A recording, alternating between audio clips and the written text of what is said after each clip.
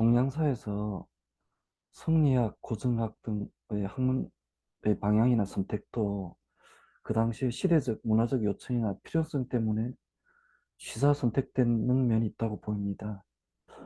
그럼 현대의 주류 학문인 현대과학이나 현대의학도 그런 관점에서도 볼 수 있을런지요? 어떻게 보면 당연합니다. 사람이라는 거는요, 어떤 한 시대에 흘러갈 때, 어떠한 그 철학적인 사고방식입니다. 요즘 말인데 철학이라고 하겠죠. 하겠지만, 그때 시대 풍조가 있습니다. 그 시대를, 그,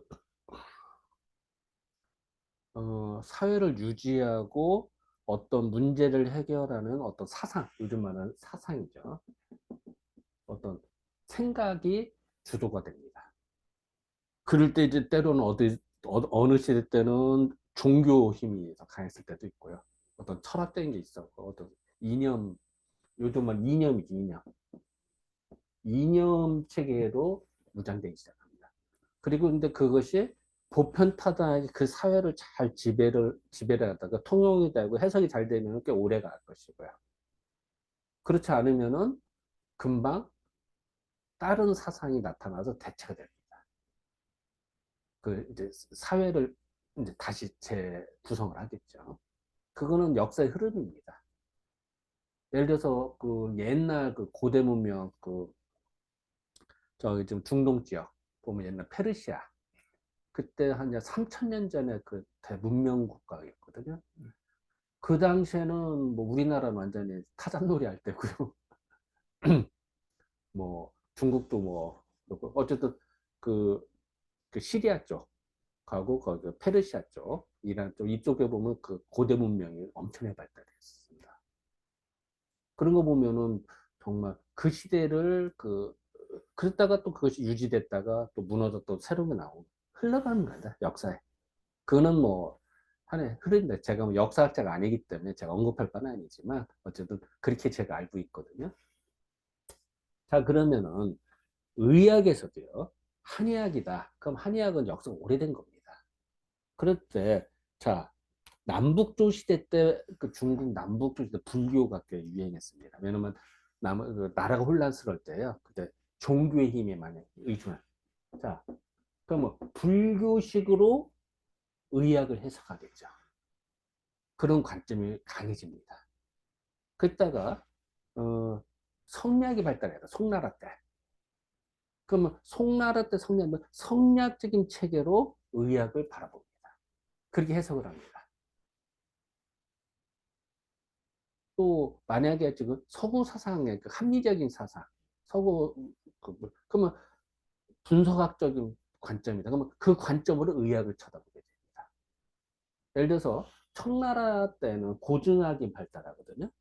고증학이 발달하니까 그 청나라 때 한의학을 보면 되게 분석적이 됩니다. 또 우리나라의 조선 중기 이후에 그 조선 성리학이 발달해서 우리나라 이제 그 한의학에서는 요약정신입니다. 그런 식으로 시대별로 계속 달라집니다. 자 그러면은 똑같은 사람을 치료하는 데 있어서 책별로 다르겠죠. 1000년 전에 나온 책과 2000년 전에 나온 책과 500년 전에 나온 책이 시대별로 기준이 달라서 설명 체계도 다르고 용어도 약간 다르게 합니다. 근데 글자는 똑같은데 의미가 달라집니다. 그러면 이제 모르는 사람 보면 이거 앞뒤가 안 맞네. 그 시대는 그게 보편타당한 말입니다. 동의보감이 나왔을 때 당시다. 그럼 동의보감 당시에는 그 용어가 가장 적합한 표현입니다. 근데 예를 들어서 이렇게 생각, 우리가 독이다. 독이다. 우리 독성 물질. 독이라는 컨셉이 뭘까요? 자, 지금 우리가 말할 때 지금 그 독약, 진짜 조금 먹은 사람 죽는 거, 뭐 포이슨, 그러니까 사람 죽일 수 있는 포이슨의 약이 컨셉일 수도 있고요. 심지어 우리는 옛날에 맨날 밥을 먹잖아요. 밥을 먹었는데 밥 먹고 체했다. 그럼 식중독이라고 합니다. 밥을 먹었다가 독에 중독됐다. 그렇다고 밥에 독이 있을까? 그게 아니죠. 밥 먹고 체하면은 문제가 생겨서 거기서 그 몸을 해롭게 만드는 물질이 생기고 그 몸을 부대끼게 만드는 게 식중독이라는 뜻이 있습니다. 물론 요즘 관점으로는 뭐 그 살모넬라균이라든지 뭐 그 박테리아 미생물의 문제로 된 거라고 균을 찾죠. 그것도 틀린 말 아니에요. 요즘 관점은 맞는 얘기입니다. 요즘 과학적인 계획은 현미경 계획을 계속 분석적으로 보니까 원인을 찾으려고 하니까. 근데 200년 전, 300년 현미경 없었을 때나 또 우리 옛날 컨셉에서는 그때 이 독의 컨셉은 뭘까요? 몸이 부대낄 땐 다 독이라고 합니다. 단어는 똑같지만 의미가 달라집니다. 의서별로도 달라져요. 그죠? 예를 들어서 우리가 수독이라는 말도 씁니다. 수독. 옛날 의서 보면 수독. 물 먹고 체합니다. 물을 먹었는데 물도 급히 먹으면 얹힙니다. 물 먹고 체하면 그거 좀 피곤합니다. 그거. 물에 진짜 독성 물질이 있을까? 그건 아니에요. 급히 먹으면 체합니다. 그 체하면 몸이 막, 그러면 예전에 그거를 독이다라고 표현 쓴 겁니다. 예를 들어서 또, 그, 사, 삿될 사자죠. 아니면 이제 숭이라든지, 또 아니면 고도, 고자. 아, 많이 있다 보니까 벌레충자 세 개다가, 그러면 이게 고자입니다. 고독이라는 말을 씁니다. 옛날에. 고는요, 진짜 그, 원래 고는요, 뭐냐. 벌레 세 마리를 들에다가 놓으면 독충이 서로 싸웁니다. 그래서 성질 독한 놈만 살아났거든요. 그게 진짜 그 나쁜 놈들 그 상징적인. 그래서 흔히 무협지나 영화 보면 고독이라고 해서 뭐 사람에 싹 집어넣고 뒤에서 조종하고 뭐 하는 것도 나오고 막. 근데 그게 하고 심지어는 다른 사람들 저주를 막 퍼붓잖아요. 그거를 고독에 걸렸다고 표현하기도 합니다. 그러니까 의미가 고라고 하는 건 사실은 특정 어떤 물질이 아니라 무지개 광범위하게 쓰인 단어 중에 하나였어요, 예전에. 그러니까 그 시대 때는 또 그렇게 쓰는 겁니다. 그러니까 그거를 지금 뭐 이걸 어떻게 해석할 것이냐. 이게 시대별로 다릅니다. 그럼 의서 편찬도 그런 식으로 서술한 거예요. 그걸 이해를 해야지. 안 그렇고 단어가 똑같다고 똑같게 보면 안 되는 거죠. 예를 들어서 옛날에 고에 걸렸다, 고독이다. 그럼 사람이 왜 이렇게 혼자 있다가 괜히 좀 헷가다 이상한 행동한다. 그럼 옛날 고독이라고 했거든요. 누군가 저주 걸리거나 아니면 뭐 누가 하여튼 이렇게 해석을 한 겁니다. 요새는 또 다르게 보겠죠. 그죠? 어쨌든 옛날의 독이라는 컨셉과 지금의 독이라는 개념이 같을까? 같은 것도 있지만 다른 것도 있죠. 그걸 시대별로 다릅니다. 자, 정리해 볼까요? 어느 시대나 풍미하는 사상 철학 체계가 있습니다.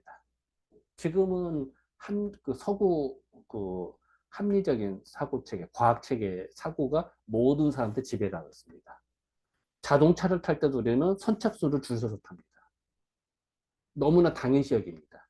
근데 줄 서서 타는 건 좋은데 거기는 어때요? 노인이나 어린애나 얄짤이 없이 서야 됩니다. 노인들이 힘들어요. 과연 그게 문명 국가일까? 무조건 선착순이야. 사람이 아니 와서 좀 쉬다가 좀 노인을 먼저 타고 가고 그게 문명 국가일까? 아니 그 새치기라고 해야 될까? 노인을 먼저 태우는 게. 노약자 어린아이들 또 여자를 먼저 태우는 게 새치기라고 해야 될까? 아니면 그거 무대라고 해야 될까? 옛날 같아도 못했을 거예요. 당연히 노약자부터 태웠을 겁니다. 요새는 어때? 무조건 노약자 무슨 상관이야? 선착순이지. 먼저 놈이 장땡인 거지. 왜? 그거는 우리도 알게 면 서구 사상 물질의 합리적인 사고방식에 물들어 있으니까. 그렇게 행동을 하고 의학도 그렇게 바라봅니다. 그래서 어느 시대나 그 시대의 풍조에 의해서 의학을 쳐다보고 재분석을 하게 됩니다. 그러니까 요즘 만약에 옛날처럼 고독을 말했다 그러면 이상한 사람을 쳐다보는 거예요. 한의사를 하더라도 아 당신 고독 때문에 이랬어 이러면은 무슨 소리야 나 독 안 걸렸는데 그리고 이제 뭐 그 이제 뭐 분석을 해볼까 혈액 분석을 하거나 독성물질 안 나왔는데 이거 돌팔이 아니 이렇게 말할 겁니다. 그렇게 말하면 안 되겠죠. 요새 이제 여기에 맞는 말로 해야겠죠. 어쨌든 그 이제 그 식중독의 컨셉도 지금은 음식이 변질이 돼서 거기서 독성 물질이 있으면 식중독이라는 컨셉을 보죠 지금은. 옛날엔 식중독 되게 넓은 개념이었습니다. 먹고 체하면 다 식중독이었거든요. 진짜 독이 아니다. 이런 식으로 매번 달라진다. 그거를 다 알고선 대처하는 것과 모르고 대처하는 차이가 나죠. 그래서 어쨌든 그 시대적으로도 그때 요구되는 의학에 맞춰주는 것이 그 서로 간에 그 필요에 의해서 그게 설정이 되고 그게 서술이 됩니다. 만약에 모르도 지금 서구 사상으로 이렇게 지금 사회가 재편된 사회다. 만약에 뭐 500년 뒤에 또 다른 철학 체계로 재편이 됐다. 그때는 또 지금께 다 이상해 보이는 거죠. 그 기준으로 보면은. 글쎄 뭐 한국식이든지 어쨌든 간에 뭐 그 지금 우리가 고려 때를 보면 이상하게 해석이 안 되잖아요. 왜 저렇게 미련하게 행동했을까? 우리가 조선을 보면 그렇잖아요. 근데 조선 사람이 또 우리를 보면 어떨까요? 이상한 겁니다. 아니, 노약자를 공경 안 하고 무슨 맨날 줄 서서 다 말이 이상하잖아요. 그러니까 그런 식으로 보는 게 중요하다. 그래서 우리가 공부를 할 때는 반드시 그래도 철학을 같이 공부해 줘야 됩니다. 그걸 안 하고선 그냥 그리고 시대별로 의사가 써 있는 게 다 다르다는 걸 알아서 그걸 이해를 해줘야지. 그걸 모르면 이제 혼동할 수가 있다. 요거를 이제 생각해야 되겠습니다. 네, 이 정도로 답변해 드리겠습니다. 감사합니다.